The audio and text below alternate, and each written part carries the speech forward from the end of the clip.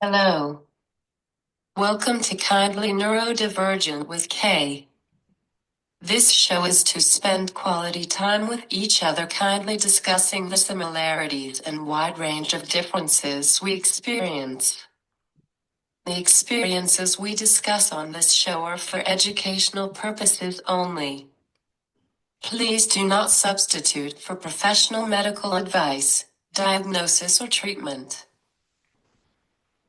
Before we begin, I respectfully request that if you witness any pauses during this show, please continue watching. I'm composing a spontaneous comment or question, someone processing their thoughts, in addition to repeating something that was unintelligible or misunderstood. It is natural discourse, and we can choose not to say anything while this is occurring. Today I have Allison Reynolds with me. She is here to discuss how the G-tube helps people, as her daughter Brookie has it. Allison Reynolds, a wife and mother of two, is the CEO of Overall Health. Her daughter, Brookie, has nonverbal ATL1, resembling spastic quad cerebral palsy. She runs the Facebook page Smiles for Brookie and the support group CP Warriors, Mommies, Daddies, Grandparents, and Caregivers. Welcome, Allison. Thank you so much. I'm so excited to be here. Yeah. Please introduce yourself. Okay, so I am Allison Reynolds. Thank you guys for listening in. So, yeah, I am just a mom. I have two kids. My son is going to get his license on Monday, which is so crazy. And my daughter's Brookie's birthday's today, actually. She's 14. And I know it's so crazy. My little girl's not so little anymore. And this cute Kayla has been reaching out to me to do this podcast for so long, and it's taken us for so long to get this together. But I'm just here to always advocate and share knowledge of whatever I can do. But yeah, this today we're going to just talk about why my little one needed a G tube, and I will just keep on waiting for more questions, and I'm going to answer them to like the best of my ability. But um, I don't want people to be scared of the G tube because I was so scared of it, but I'm not anymore. So I'll let Kayla keep on asking the questions. Why did you choose to get a G-tube for Brookie? All right, so Brookie at age 14 is a whole whopping 40 pounds, but with my little one, she really can eat anything. She can eat like a grown man. She this morning had donuts and she can have eggs and bacon, and we don't have to cut it up or make it into smoothies. But a few years ago, she was getting urinary tract infections over and over and over again for like a year. And we ended up having to give her like horse pills, like a lot of pills. And it was a really, really, really big struggle. And the G tube never came up on the doctor side, but I actually brought it up because I just figured we were struggling very bad on being able to give her medicine, and I couldn't figure it out. So we actually brought it up. Even though she is so ridiculously small, we joke around that her tushy is like the size of American Girl's doll butt. But all of her blood work, she's super healthy. And she seemed malnutrition, but she wasn't. But anywho, we decided to do the G tube really honestly at first, just to make it so much easier to give medicine. But then we decided to supplement at night because she's spastic. She's spastic quad CB. So, she just burns so many calories. So we decided that we are going to give about 350 to 500 extra calories at night when she's sleeping, where she's not burning so many calories. So that's kind of where the journey began, was honestly just to be able to give medicine to her much easier.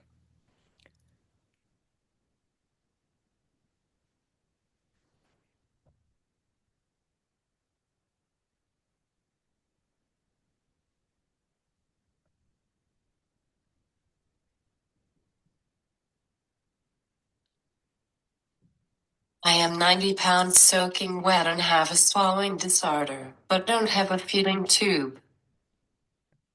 Girlfriend, I don't even know if Brookie will ever be 90 pounds soaking wet. But I kind of hope she's only 80 pounds soaking wet because I have to carry her for the rest of my life, everyone. So small girls unite, baby. Small girls.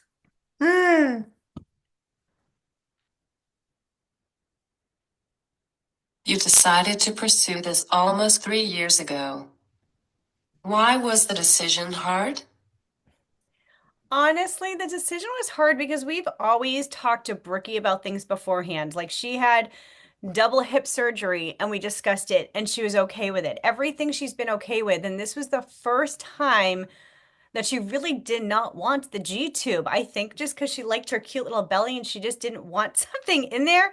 Um, so I think that was hard. And honestly, I was kind of nervous about it too. I was actually very scared. I was more scared about this than anything else. But after speaking to so many parents literally around the world who had the G tube, they made me feel so much better being like, it's really not a big deal. You can still swim, you can still do everything.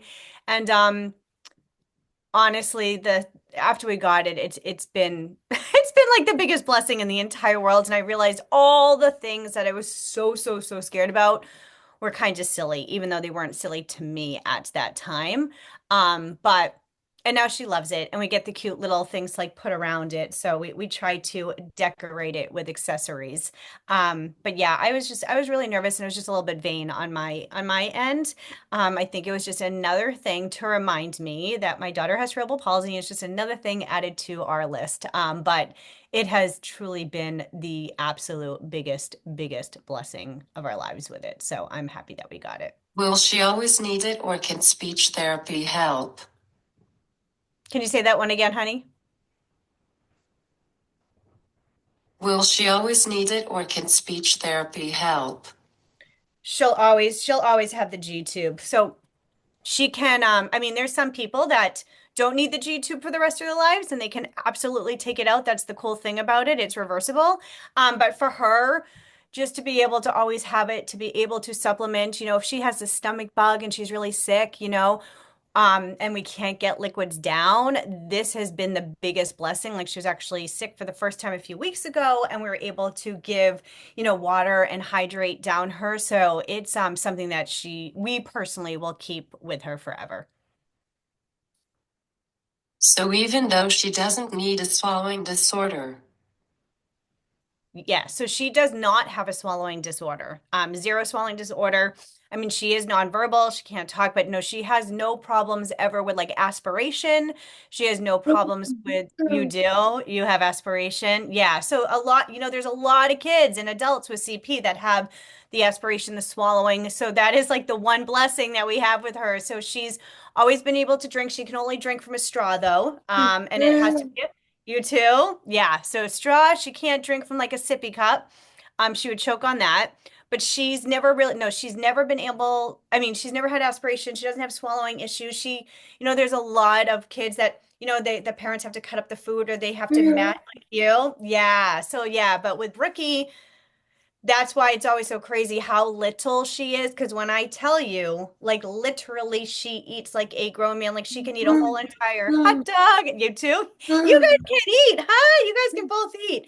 But so yeah, so the G tube seriously is just to supplement, just to give those extra nutrients, calories to her, and again for the medicine. how do you qualify for a G tube? So you go to your doctor. So for us, we started with our regular pediatrician. That's the first discussion. And then we met with a team of doctors. So we live in Rhode Island. And so we went to Hasbro, that's the Children's Hospital, and we met with the GI specialist and a dietitian. So along with her, pediatrician saying she thinks this is a good thing. The final say was a GI doctor and a nutritionist, and we just kind of started with all the blood tests and everything to make sure she's not malnutrition, all that stuff. Everything came back, normal, that she was healthy, but because she was so little, because it was hard to give the medicine, it was a very easy yes for these doctors to be like, okay, this little one definitely should be getting a G tube. So, you start with your pediatrician and then you go to your GI and then your a dietitian, and they usually just work in teams at the hospital.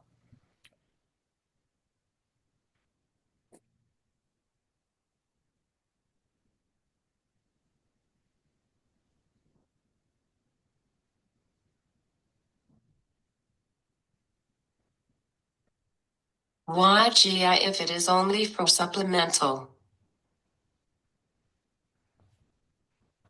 Did you say why do I do it if it's only for supplements? No. No. Okay, hold on.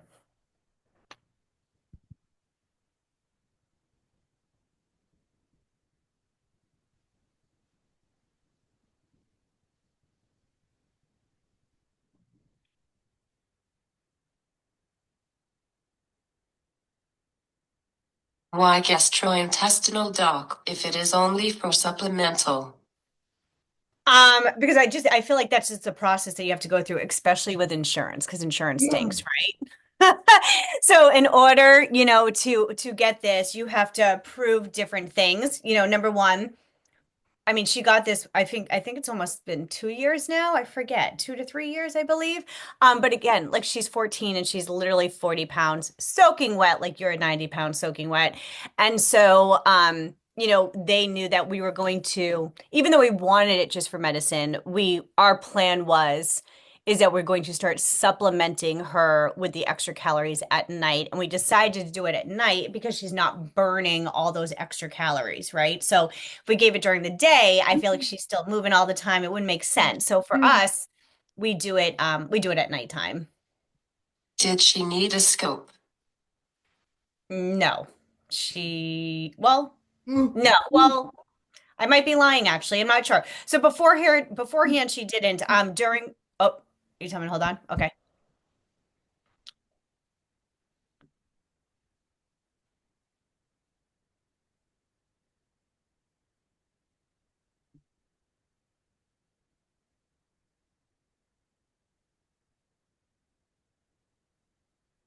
Did she need a scope to rule out gastrointestinal?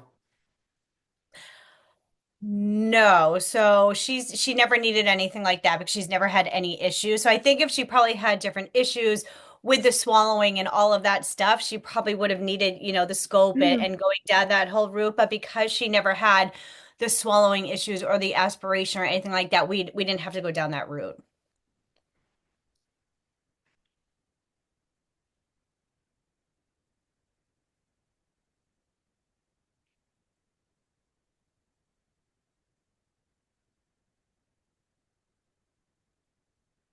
No belly issues.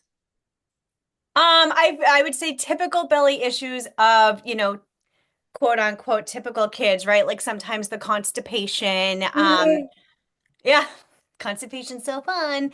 Um, but no, not like hardcore belly issues, right? So, if she gets constipated, we have different medicine that we can give her, like Senna, or what are the other ones? Oh God, I forget the names of them.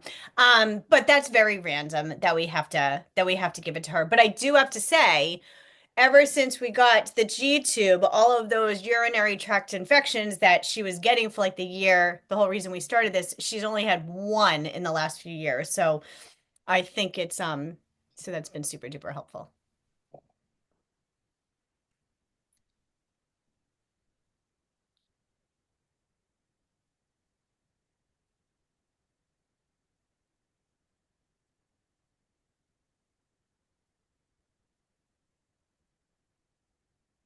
I just didn't know if they had to rule out belly. So yeah, so before we saw, well, they wanted to make sure that she wasn't filled with poop. So we went to a urologist and they did a different, different testing. So yeah, so we knew that she didn't really have any belly issues. I mean, she had like a little bit of poop, but it wasn't like coated and everything. So we knew she wasn't too constipated at the time. Please talk about post-op. Okay. Ha. So, typically, this surgery is very easy, like in and out, but my daughter always just has the fun, different issues. So, we were there a little bit longer. So, because she was so thin, they said her stomach lining was pretty thin.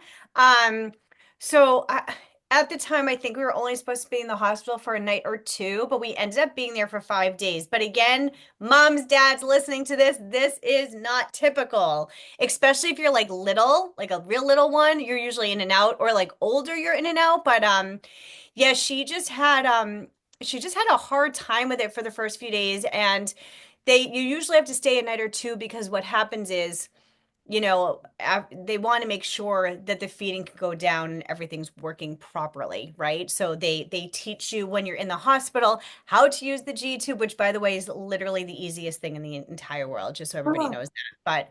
But um oh, say that again. oh. How? How do you use the G tube? Okay. So, a G tube is inserted into like the belly area, okay? And all you do is like you open this little button, all right? And then there's a tube. And so you have the food in a syringe or medicine in a syringe. And then you just take that medicine in the syringe and you attach it to the tube, and then you just push the syringe in slowly, and magically it gets into the belly area.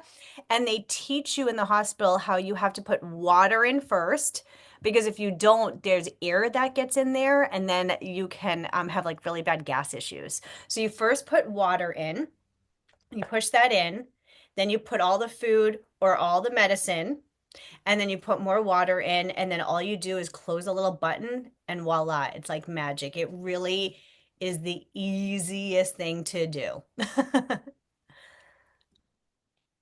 How long was surgery and out of school? So the surgery was fast. I would say she was probably under maybe 2 hours. I mean, it was a few years ago, so I don't remember exactly, but it was definitely not long. She was in the hospital for like the 4 or 5 days, and then I think we probably kept her home for a few days, and just till I want to say she was probably out of school for 2 weeks. Did she probably have to be out of school for 2 weeks? No, but we just, wanted her to be 100% comfortable before going back to school and have it, just heal a little bit, because at first it's a little bit raw around, the surgery, like where the G tube goes in. But I think she was probably out of school for 2 weeks at that time. Is she okay with it now? She is absolutely okay with it now. She loves it. She's like, if she's sick, like, because she doesn't like taking medicine by the mouth. So she eye gazes to her belly, being like, Mom, give me medicine. Mom, give me more water. So yeah, she loves it. And honestly, it's just now a part of her. Like, I forget that it's, even there. It's just this little piece that's attached to her. We just get to put the medicine and the drinks down her.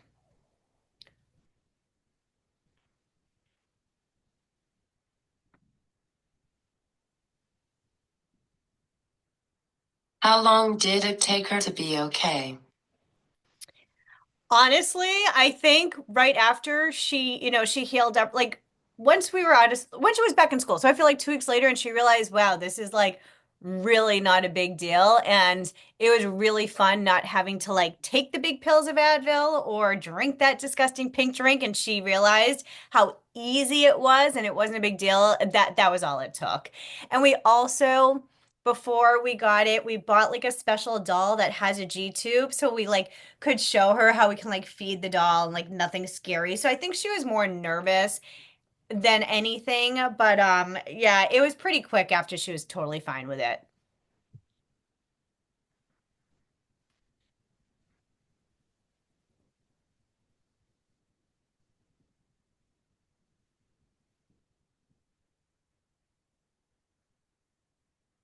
Does she still need doll? Does she still need it? Is that what you asked?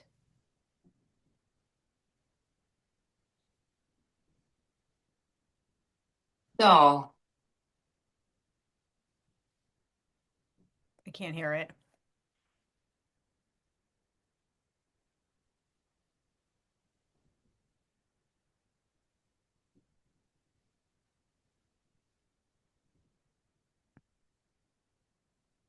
The baby example. Oh, sorry. She still has a baby, so she loves babies. Actually, as a surprise, it's her birthday today. She's getting another baby, but she doesn't need the baby doll or anything. But she just, she loves babies and she plays with them and, plays doctor and how, all of the stuff, but she doesn't need it to make herself feel comfortable. Who manages this? And how frequently do you need to visit them? Okay, so Also, how do they check it? Okay. So we manage it, mom and dad. So to take care of a G tube, it's really not that bad, especially after the first year. But you just buy like saline solution. You make sure you clean around it all the time. You kind of so it moves in like a circle, like you can rotate it 360 degrees. So you rotate it in a circle, clean it, and we have just different ointments that we put on it. About every 3 to 4 months, you take the tube actually out. This is the gross part. I think I have my husband do it, but it takes 10 seconds. I don't know. It kind of makes me a little gooey. So anyway, all you do is take the actual tube out and they have a new tube and you just put it right back in. And the way it stays in is there's this little balloon in it with water. So you have to put about 5 millimeters of water in it so it, stays in. And you don't really ever have to go back to the doctors for it. I mean, we see her GI and, dietitian every 6 months. So when we go every 6 months, they just take a look at the site, make sure it looks good. But otherwise, again, it's really easy to take care of, especially after the first year. Like the first year, you want to just make sure you clean it like all the time. But now it's just, like so my daughter's still in diapers. She will be for the rest of her life. So she every time we change, at nighttime before she goes to sleep, we just, we'll still clean it. Like it takes 2 seconds. We just put some ointment on a Q-tip and rub it around, and then that's it. Why gastrointestinal doc if it is only for supplemental? Just part of the plan. She has a whole team of doctors. So she sees like the neurologist because she has like the Botox. She has her pediatrician, and so we just, I think it's just for preventive measure, right? Just always going to different specialists just to make sure everything's always okay. But that's kind of why we don't really need to see them anymore, but also because we supplement at night, that's for insurance too, you have to keep on going to keep on getting the doctor's yes of getting the food for her.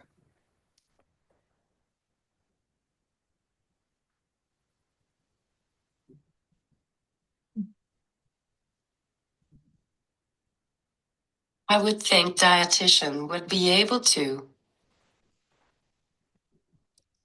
A dietitian be able to help her? No. 1 second.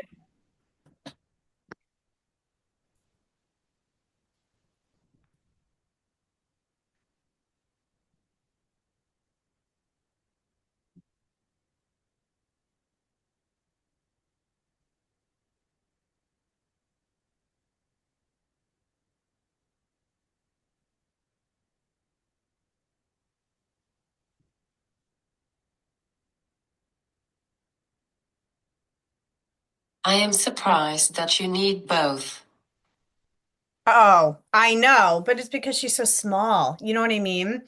So, yeah, I mean, listen, she's still getting 500 calories at night and she's still only 40 pounds, right? So like it's so hard to put weight on this girl, right? Like so she's eating all day, every day, plus 500. You two are the skinny minis. Yeah. Besides the misconception that she can't eat orally, what are other things that people think that you can't do with it?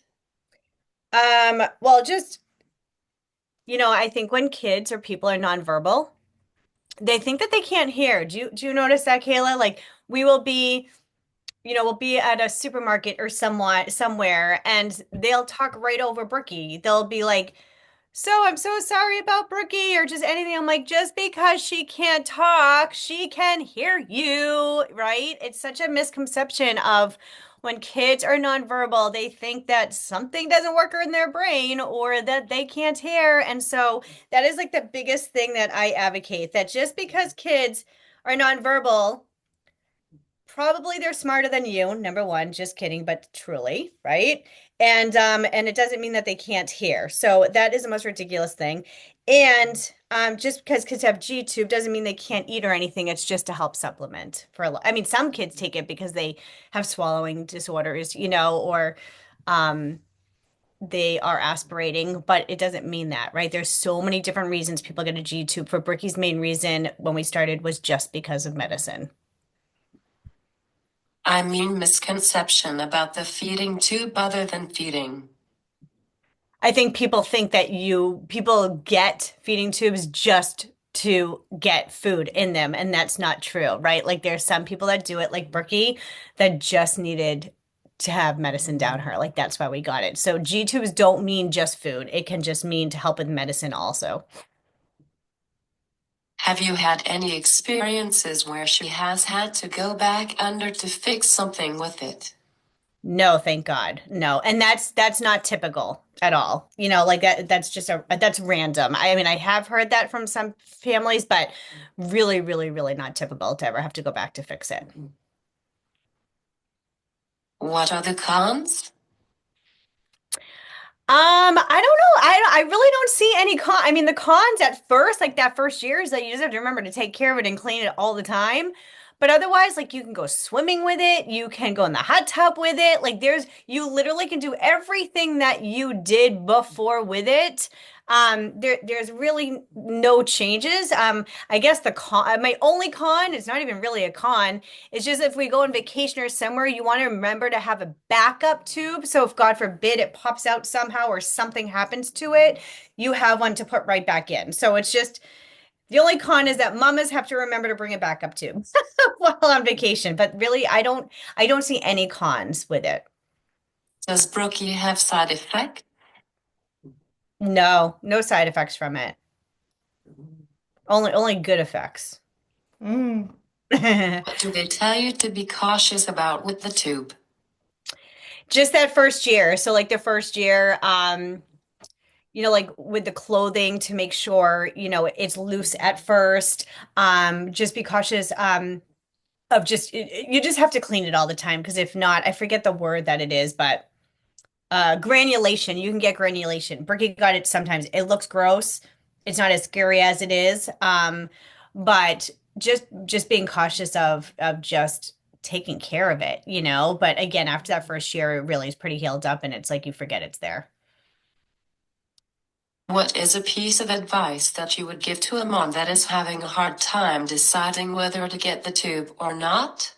Yeah, so listen, it was honestly one of the hardest decisions we ever made. I think it's because of the fear of the unknown. When you don't know about something, your brain just goes and you think of all the worst scenarios, or, maybe be vain like me and you just didn't want anything left, in the belly area. But I'm telling you from the deepest part of my heart, it was the easiest thing and it is the biggest blessing. And if you just go into my CP Facebook group or ask me or ask parents, like almost every single person has said, "Oh my God, it's the biggest, biggest, biggest blessing." And we were all scared for no reason. So truly don't be scared. It's again, it's changed our lives. Like it's so easy. It's I really no cons. It's all pro. So turn that nervousness into being excited because your kid will just thrive after it. Thank you, Allison, for doing this with me. Kayla, you're the sweetest. How old are you, Kayla? Please share this talk show with your family, friends, and colleagues. Everyone watching, don't forget to like, follow, subscribe, and share on Facebook, Instagram, and YouTube. 26.